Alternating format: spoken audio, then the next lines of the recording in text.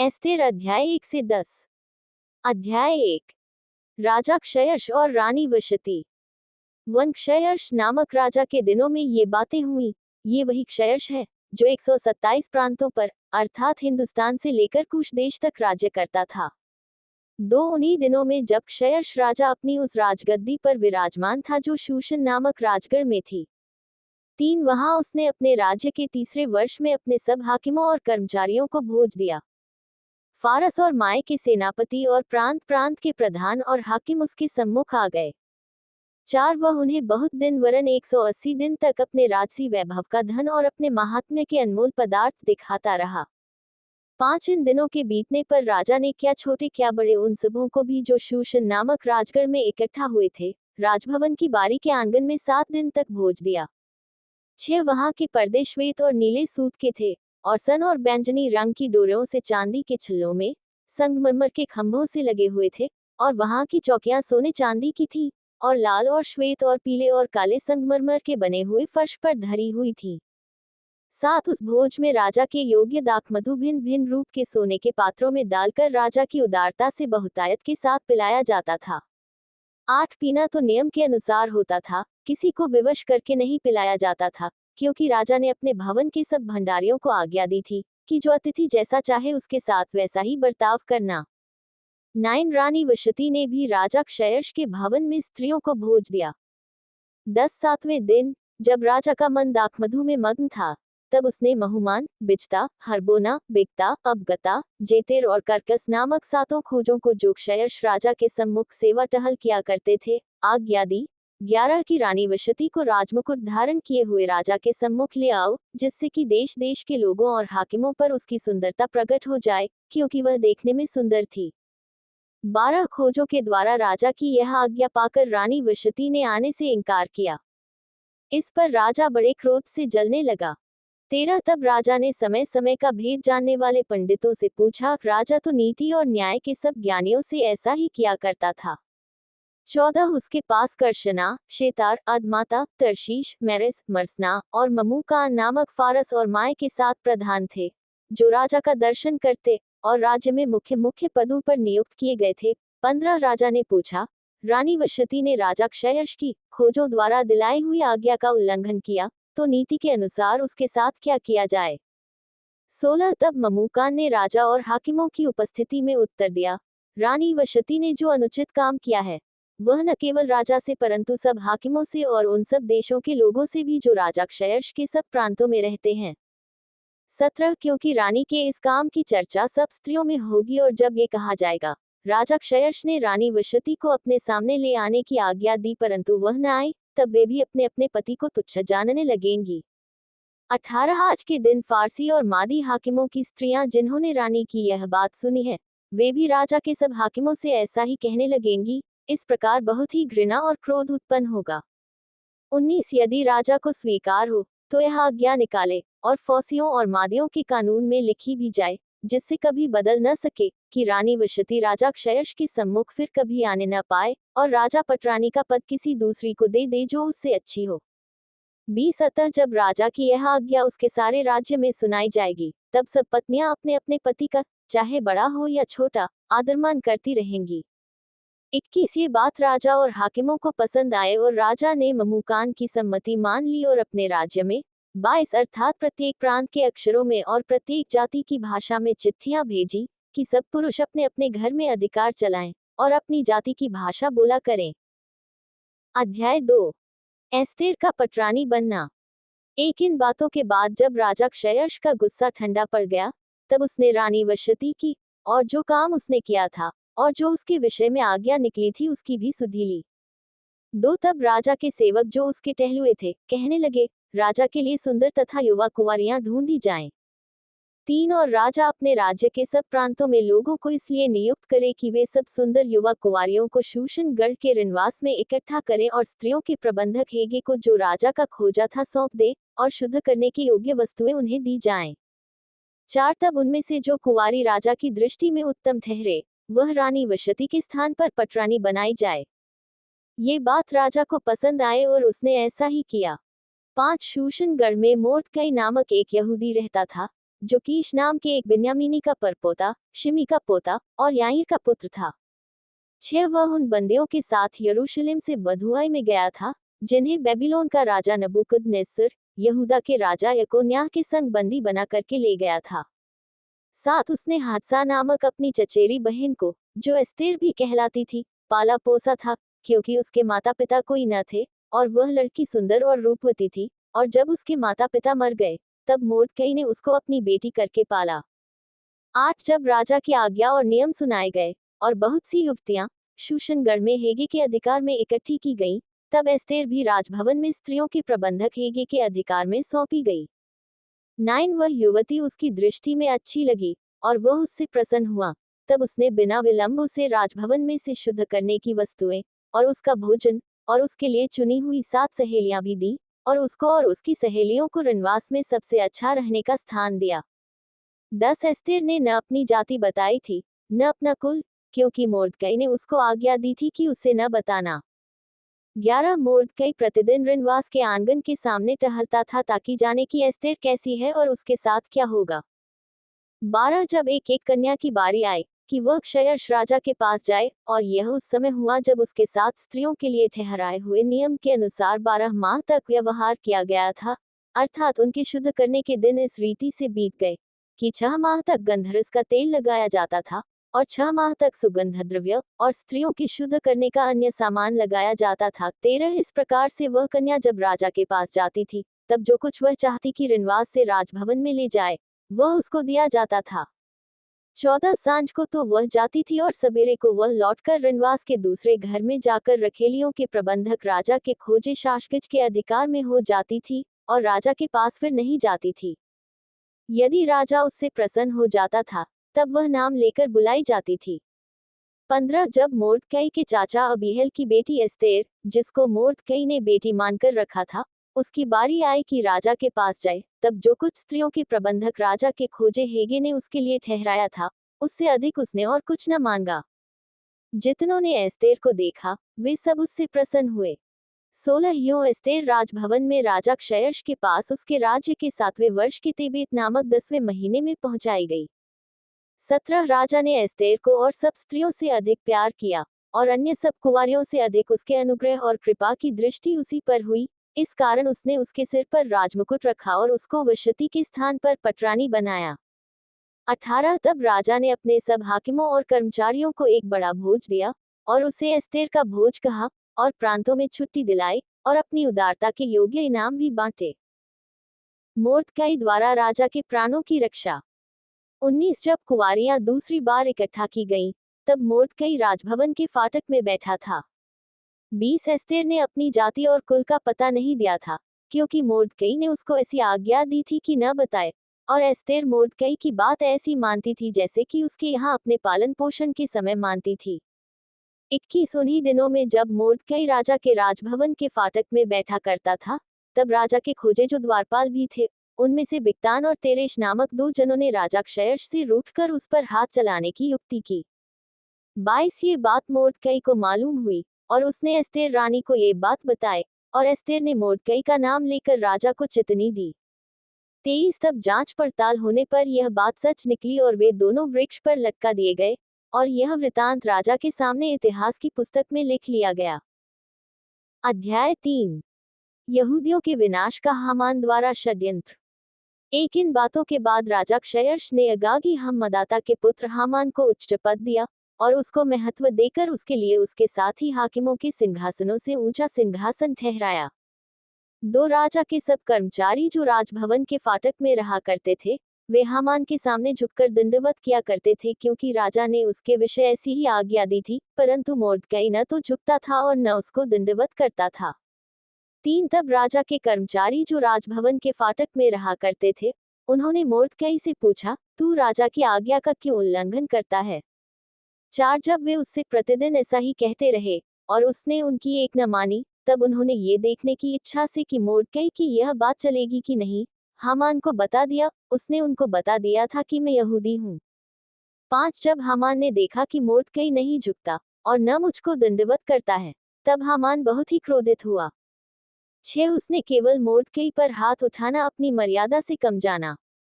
क्योंकि उन्होंने हामान को ये बता दिया था कि मोर्दकई किस जाति का है। इसलिए हामान ने क्षयश के साम्राज्य में रहने वाले सारे यहूदियों को भी मोर्दकई की जाति जानकर नष्ट कर डालने की युक्ति निकाली। 7 राजा क्षयश के 12वें वर्ष के नीसान नामक पहले महीने में हामान ने अदार नामक 12वें महीने तक के एक एक दिन और एक एक महीने के लिए पूर्व अर्थात चिट्ठी अपने सामने डलवाई। 8 तब हामान ने राजा क्षयश से कहा, तेरे राज्य के सब प्रांतों में रहने वाले देश देश के लोगों के मध्य में तितर बितर और छिटकी हुई एक जाति है, जिसके नियम और सब लोगों के नियमों से भिन्न है, और वे राजा के कानून पर नहीं चलते, इसलिए उन्हें रहने देना राजा को लाभदायक नहीं है। 9 यदि राजा को स्वीकार हो तो उन्हें नष्ट करने की आज्ञा लिखी जाए, और मैं राजा के भंडारियों के हाथ में राजभंडार में पहुंचाने के लिए 10,000 किकार चांदी दूंगा। 10 तब राजा ने अपनी अंगूठी अपने हाथ से उतारकर अगागी हम्मदाता के पुत्र हामान को, जो यहूदियों का बैरी था, दे दी। 11 और राजा ने हामान से कहा, वह चांदी तुझे दी गई है, और वे लोग भी, ताकि तू उनसे जैसा तेरा जी चाहे वैसा ही व्यवहार करे। 12 यों उसी पहले महीने के 13वें दिन को राजा के लेखक बुलाए गए, और हामान की आज्ञा के अनुसार राजा के सब अधिपतियों और सब प्रांतों के प्रधानों और देश देश के लोगों के हाकिमों के लिए चिट्ठियां एक एक प्रांत के अक्षरों में और एक एक देश के लोगों की भाषा में राजा क्षयश के नाम से लिखी गई, और उनमें राजा की अंगूठी की छाप लगाई गई। 13 राज्य के सब प्रांतों में इस आशय की चिट्ठियां हरकारों के द्वारा भेजी गईं कि एक ही दिन में, अर्थात अदार नामक 12वें महीने के 13वें दिन को, क्या जवान, क्या बूढ़ा, क्या स्त्री, क्या बालक, सब यहूदी मार डाले जाएं, नष्ट किए जाएं और उनका सत्यानाश किया जाए, और उनकी धन संपत्ति लूट ली जाए। 14 उस आज्ञा के लेख की निकले सब प्रांतों में खुली हुई भेजी गई कि सब देशों के लोग उस दिन के लिए तैयार हो जाएं। 15 यह आज्ञा शूशनगढ़ में दी गई, और हरकारे राजा की आज्ञा से तुरंत निकल गए। राजा और हामान तो दाखमधु पीने बैठ गए, परंतु शूशन नगर में घबराहट फैल गई। अध्याय 4 मोर्दकई का एस्तेर से सहायता मांगना। एक जब मोर्दकई ने जान लिया कि क्या क्या किया गया है, तब मोर्दकई वस्त्र फाड़, टाट पहन, राख डालकर नगर के मध्य जाकर ऊंचे और दुख भरे शब्द से चिल्लाने लगा। 2 और वह राजभवन के फाटक के सामने पहुंचा, परंतु टाट पहने हुए राजभवन के फाटक के भीतर तो किसी के जाने की आज्ञा न थी। 3 एक एक प्रांत में जहां जहां राजा की आज्ञा और नियम पहुंचा, वहां वहां यहूदी बड़ा विलाप करने और उपवास करने और रोने पीटने लगे, वरन बहुतेरे टाट पहने और राख डाले हुए पड़े रहे। 4 एस्तेर रानी की सहेलियों और खोजों ने जाकर उसको बता दिया। तब रानी शोक से भर गई, और मोर्दकई के पास वस्त्र भेजकर यह कहलाया कि टाट उतार कर इन्हें पहन ले, परंतु उसने उन्हें न लिया। 5 तब एस्तेर ने राजा के खोजों में से हताक को, जिसे राजा ने उसके पास रहने को ठहराया था, बुलवाकर आज्ञा दी कि मोर्दकई के पास जाकर मालूम कर ले कि क्या बात है और इसका क्या कारण है। 6 तब हताक नगर के उस चौक में, जो राजभवन के फाटक के सामने था, मोर्दकई के पास निकल गया। 7 मोर्दकई ने उसको सब कुछ बता दिया कि मेरे ऊपर क्या क्या बीता है, और हामान ने यहूदियों का नाश करने की अनुमति पाने के लिए राजभंडार में कितनी चांदी भर देने का वचन दिया है, ये भी ठीक ठीक बतला दिया। 8 फिर यहूदियों का विनाश करने की जो आज्ञा शूशन में दी गई थी, उसकी एक नकल भी उसने हताक के हाथ में एस्तेर को दिखाने के लिए दी, और उसे सब हाल बताने और यह आज्ञा देने को कहा कि भीतर राजा के पास जाकर अपने लोगों के लिए गिड़गिड़ाकर विनती करे। 9 तब हताक ने एस्तेर के पास जाकर मोर्दकई की बातें कह सुनाई। 10 तब एस्तेर ने हताक को मोर्दकई से यह कहने की आज्ञा दी। 11 राजा के सब कर्मचारियों वरन राजा के प्रांतों के सब लोगों को भी मालूम है कि क्या पुरुष क्या स्त्री कोई क्यों न हो, जो आज्ञा बिना पाए भीतरी आंगन में राजा के पास जाएगा, उसके मार डालने ही की आज्ञा है। केवल जिसकी ओर राजा सोने का राजदंड बढ़ाए वही बचता है। परंतु मैं अब 30 दिन से राजा के पास नहीं बुलाई गई हूँ। 12 एस्तेर की ये बातें मोर्दकई को सुनाई गईं। 13 तब मोर्दकई ने एस्तेर के पास ये कहला भेजा, तू मन ही मन यह विचार न कर कि मैं ही राजभवन में रहने के कारण और सब यहूदियों में से बची रहूंगी। 14 क्योंकि जो तू इस समय चुपचाप रहे, तो और किसी न किसी उपाय से यहूदियों का छुटकारा और उद्धार हो जाएगा, परंतु तू अपने पिता के घराने समेत नष्ट होगी। क्या जाने तुझे ऐसे ही कठिन समय के लिए राजपद मिल गया हो। 15 तब एस्तेर ने मोर्दकई के पास ये कहला भेजा, 16 तू जाकर शूशन के सब यहूदियों को इकट्ठा कर, और तुम सब मिलकर मेरे निमित्त उपवास करो, 3 दिन रात न तो कुछ खाओ और न कुछ पियो। मैं भी अपनी सहेलियों सहित उसी रीति उपवास करूंगी, और ऐसी ही दशा में मैं नियम के विरुद्ध राजा के पास भीतर जाऊंगी, और यदि नष्ट हो गई तो हो गई। 17 तब मोर्दकई चला गया और एस्तेर की आज्ञा के अनुसार ही उसने किया। अध्याय 5। राजा और हामान को एस्तेर का निमंत्रण। एक तीसरे दिन एस्तेर अपने राजकीय वस्त्र पहनकर राजभवन के भीतरी आंगन में जाकर राजभवन के सामने खड़ी हो गई। राजा राजभवन में राजगद्दी पर भवन के द्वार के सामने विराजमान था। और जब राजा ने एस्तेर रानी को आंगन में खड़ी हुई देखा, तब उसने प्रसन्न होकर सोने का राजदंड जो उसके हाथ में था उसकी ओर बढ़ाया। तब एस्तेर ने निकट जाकर राजदंड की नोक छुई। 3 तब राजा ने उससे पूछा, हे एस्तेर रानी, तुझे क्या चाहिए? तू क्या मांगती है? मांग और तुझे आधा राज्य तक दिया जाएगा। 4 एस्तेर ने कहा, यदि राजा को स्वीकार हो तो आज हामान को साथ लेकर उस भोज में आए जो मैंने राजा के लिए तैयार किया है। 5 तब राजा ने आज्ञा दी, हामान को तुरंत ले आओ कि एस्तेर का निमंत्रण ग्रहण किया जाए। अतः राजा और हामान एस्तेर के तैयार किए हुए भोज में आए। 6 भोज के समय जब दाखमधु पिया जाता था, तब राजा ने एस्तेर से कहा, तेरा क्या निवेदन है? वह पूरा किया जाएगा। तू क्या मांगती है? मांग, और आधा राज्य तक तुझे दिया जाएगा। 7 एस्तेर ने उत्तर दिया, मेरा निवेदन और जो मैं मांगती हूँ वह ये है। 8 कि यदि राजा मुझ पर प्रसन्न है और मेरा निवेदन सुनना और जो वरदान मैं मांगूं वही देना राजा को स्वीकार हो, तो राजा और हामान कल उस भोज में आए जिसे मैं उनके लिए करूंगी, और कल मैं राजा के इस वचन के अनुसार करूंगी। मोर्दकई को मार डालने का षड्यंत्र। 9 उस दिन हामान आनंदित और मन में प्रसन्न होकर बाहर गया। परंतु जब उसने मोर्दकई को राजभवन के फाटक में देखा कि वह उसके सामने न तो खड़ा हुआ और न हटा, तब वह मोर्दकई के विरुद्ध क्रोध से भर गया। 10 तो भी वह अपने को रोककर अपने घर गया और अपने मित्रों और अपनी स्त्री जेरेश को बुलवा भेजा। 11 तब हामान ने उनसे अपने धन का वैभव और अपने बाल बच्चों की बढ़ती और राजा ने उसको कैसे कैसे बढ़ाया और अन्य सब हाकिमों और अपने और सब कर्मचारियों से ऊंचा पद दिया था, इन सब का वर्णन किया। 12 हामान ने ये भी कहा, एस्तेर रानी ने भी मुझे छोड़ और किसी को राजा के संग अपने किए हुए भोज में आने न दिया, और कल के लिए भी राजा के संग उसने मुझी को नेवता दिया है। 13 तो भी जब जब मुझे वह यहूदी मोर्दकई राजभवन के फाटक में बैठा हुआ दिखाई पड़ता है, तब तब ये सब मेरी दृष्टि में व्यर्थ लगता है। 14 उसकी पत्नी जेरेश और उसके सब मित्रों ने उससे कहा, 50 हाथ ऊंचा फांसी का एक खंभा बनाया जाए और सवेरे राजा से कहना कि उस पर मोर्दकई लटका दिया जाए, तब राजा के संग आनंद से भोज में जाना। इस बात से प्रसन्न होकर हामान ने वैसा ही फांसी का एक खंभा बनवाया। अध्याय 6। राजा द्वारा मोर्दकई का सम्मान।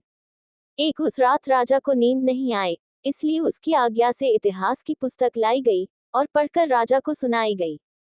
2 उसमें ये लिखा हुआ मिला कि जब राजा क्षयश के हाकिम जो द्वारपाल भी थे, उनमें से बिक्ताना और तेरेश नामक 2 जनों ने उस पर हाथ उठाने की युक्ति की थी, उसे मोर्दकई ने प्रकट किया था। 3 तब राजा ने पूछा, इसके बदले मोर्दकई की क्या प्रतिष्ठा और बड़ाई की गई? राजा के जो सेवक उसकी सेवा टहल कर रहे थे, उन्होंने उसको उत्तर दिया, उसके लिए कुछ भी नहीं किया गया। 4 राजा ने पूछा, आंगन में कौन है? उसी समय हामान राजा के भवन से बाहरी आंगन में इस मनसा से आया था कि जो खंभा उसने मोर्दकई के लिए तैयार कराया था, उस पर उसको लटका देने की चर्चा राजा से करे। 5 तब राजा के सेवकों ने उससे कहा, आंगन में तो हामान खड़ा है। राजा ने कहा, उसे भीतर बुलवा लाओ। 6 जब हामान भीतर आया, तब राजा ने उससे पूछा, जिस मनुष्य की प्रतिष्ठा राजा करना चाहता हो तो उसके लिए क्या करना उचित होगा? हामान ने ये सोचकर कि मुझसे अधिक राजा किसकी प्रतिष्ठा करना चाहता होगा, 7 राजा को उत्तर दिया, जिस मनुष्य की प्रतिष्ठा राजा करना चाहे। 8 उसके लिए राजकीय वस्त्र लाया जाए जो राजा पहनता है, और एक घोड़ा भी जिस पर राजा सवार होता है, और उसके सिर पर जो राजकीय मुकुट धरा जाता है वह भी लाया जाए। 9 फिर वह वस्त्र और वह घोड़ा राजा के किसी बड़े हाकिम को सौंपा जाए, और जिसकी प्रतिष्ठा राजा करना चाहता हो उसको वह वस्त्र पहनाया जाए, और उस घोड़े पर सवार करके नगर के चौक में उसे फिराया जाए, और उसके आगे आगे ये प्रचार किया जाए, जिसकी प्रतिष्ठा राजा करना चाहता है उसके साथ ऐसा ही किया जाएगा। 10 राजा ने हामान से कहा, फुर्ती करके अपने कहने के अनुसार उस वस्त्र और उस घोड़े को लेकर उस यहूदी मोर्दकई से जो राजभवन के फाटक में बैठा करता है, वैसा ही कर, जैसा तूने कहा है, उसमें कुछ भी कमी होने न पाए। 11 तब हामान ने उस वस्त्र और उस घोड़े को लेकर मोर्दकई को पहनाया और उसे घोड़े पर चढ़ाकर नगर के चौक में इस प्रकार पुकारता हुआ घुमाया, जिसकी प्रतिष्ठा राजा करना चाहता है उसके साथ ऐसा ही किया जाएगा। 12 तब मोर्दकई तो राजभवन के फाटक में लौट गया, परंतु हामान शोक करता हुआ और सिर ढांपे हुए झट अपने घर को गया। 13 हामान ने अपनी पत्नी जेरेश और अपने सब मित्रों से सब कुछ जो उस पर बीता था वर्णन किया। तब उसके बुद्धिमान मित्रों और उसकी पत्नी जेरेश ने उससे कहा, मोर्दकई जिसे तू नीचा दिखाना चाहता है, यदि वह यहूदियों के वंश में का है, तो तू उस पर प्रबल न होने पाएगा, उससे पूरी रीति से नीचा ही खाएगा। 14 वे उससे बातें कर ही रहे थे कि राजा के खोजे आकर हामान को एस्तेर के किए हुए भोज में फुर्ती से बुला ले गए। अध्याय 7। हामान को मृत्यु दंड। एक अतः राजा और हामान एस्तेर रानी के भोज में आ गए। 2 राजा ने दूसरे दिन दाखमधु पीते पीते एस्तेर से फिर पूछा, हे एस्तेर रानी, तेरा क्या निवेदन है? वह पूरा किया जाएगा। तू क्या मांगती है? मांग, और आधा राज्य तक तुझे दिया जाएगा। 3 एस्तेर रानी ने उत्तर दिया, हे राजा, यदि तू मुझ पर प्रसन्न है और राजा को ये स्वीकार हो, तो मेरे निवेदन से मुझे और मेरे मांगने से मेरे लोगों को प्राणदान मिले। 4 क्योंकि मैं और मेरी जाति के लोग बेच डाले गए हैं और हम सब घात और नष्ट किए जाने वाले हैं। यदि हम केवल दास दासी हो जाने के लिए बेच डाले जाते, तो मैं चुप रहती, चाहे उस दशा में वह विरोधी राजा की हानि भर न सकता। 5 तब राजा क्षयर्ष ने एस्तेर रानी से पूछा, वह कौन है और कहाँ है जिसने ऐसा करने का निश्चय किया है? 6 एस्तेर ने उत्तर दिया, वह विरोधी और शत्रु यही दुष्ट हामान है। तब हामान राजा रानी के सामने भयभीत हो गया। 7 राजा क्रोध से भरकर दाखमधु पीने से उठकर राजभवन की बारी में निकल गया, और हामान ये देखकर कि राजा ने मेरी हानि ठान ली होगी, एस्तेर रानी से प्राणदान मांगने को खड़ा हुआ। 8 जब राजा राजभवन की बारी से दाखमधु पीने के स्थान में लौट आया, तब क्या देखा कि हामान उसी चौकी पर जिस पर एस्तेर बैठी है झुक रहा है, और राजा ने कहा, क्या ये घर ही में मेरे सामने ही रानी से बरबस करना चाहता है? राजा के मुंह से यह वचन निकला ही था कि सेवकों ने हामान का मुंह ढांक दिया। 9 तब राजा के सामने उपस्थित रहने वाले खोजों में से हरवोना नाम एक ने राजा से कहा, हामान के यहाँ 50 हाथ ऊंचा फांसी का एक खंभा खड़ा है, जो उसने मोर्दकई के लिए बनवाया है, जिसने राजा के हित की बात कही थी। राजा ने कहा, उसको उसी पर लटका दो। 10 तब हामान उसी खंभे पर जो उसने मोर्दकई के लिए तैयार कराया था, लटका दिया गया।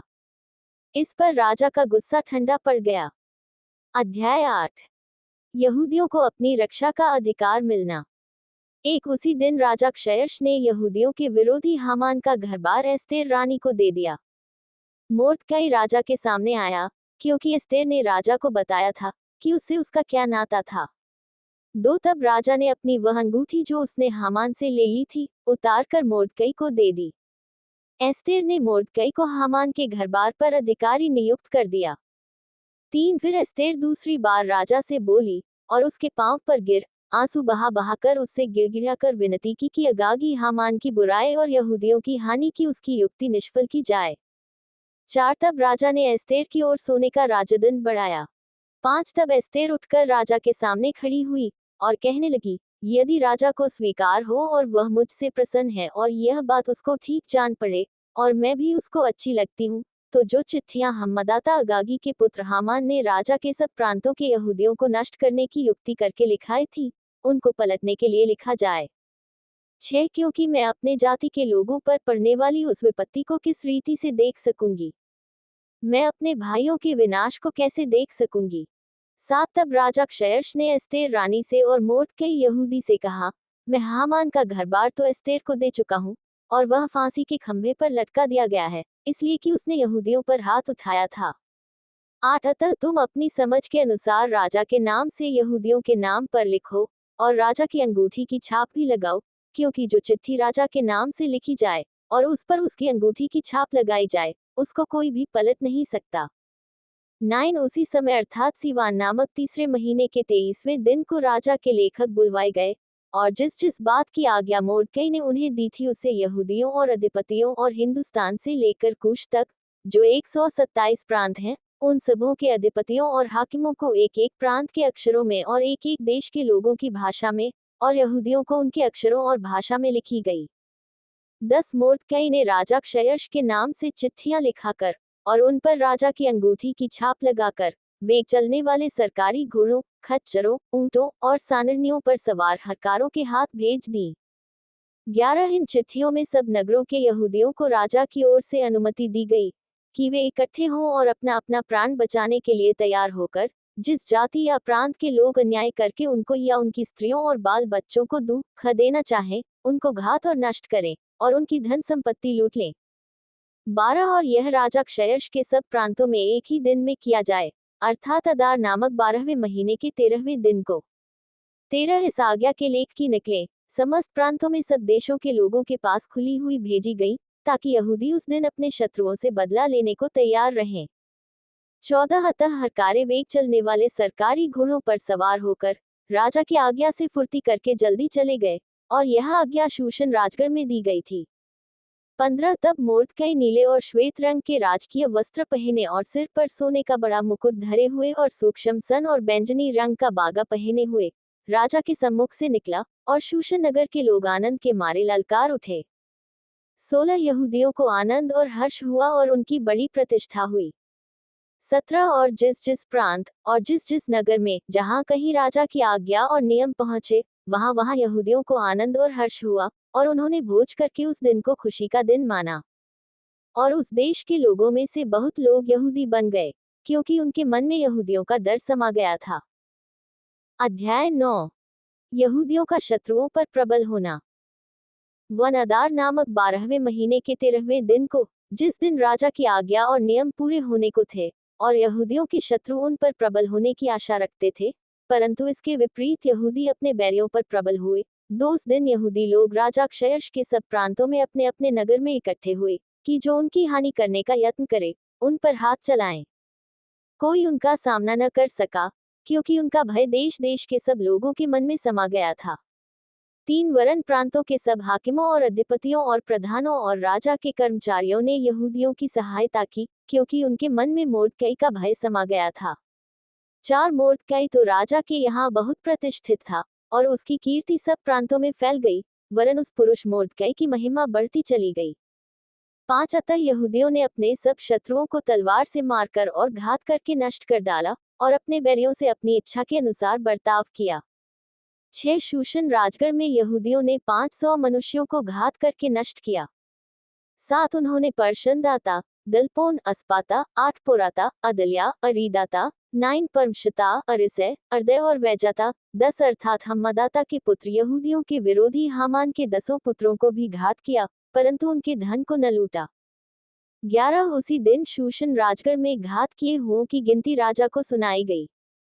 12 तब राजा ने एस्तेर रानी से कहा, यहूदियों ने शूशन राजगढ़ ही में 500 मनुष्यों और हामान के 10 पुत्रों को भी घात करके नष्ट किया है, फिर राज्य के अन्य प्रांतों में उन्होंने न जाने क्या क्या किया होगा। अब इससे अधिक तेरा निवेदन क्या है, वह भी पूरा किया जाएगा। तू क्या मांगती है, वह भी तुझे दिया जाएगा। 13 एस्तेर ने कहा, यदि राजा को स्वीकार हो तो शूशन के यहूदियों को आज के समान कल भी करने की आज्ञा दी जाए, और हामान के 10 पुत्र फांसी के खंभों पर लटकाए जाएं। 14 राजा ने कहा, ऐसा ही किया जाए। यह आज्ञा शूशन में दी गई, और हामान के 10 पुत्र लटकाए गए। 15 शूशन के यहूदियों ने अदार महीने के 14वें दिन को भी इकट्ठे होकर शूशन में 300 पुरुषों को घात किया, परंतु धन को न लूटा।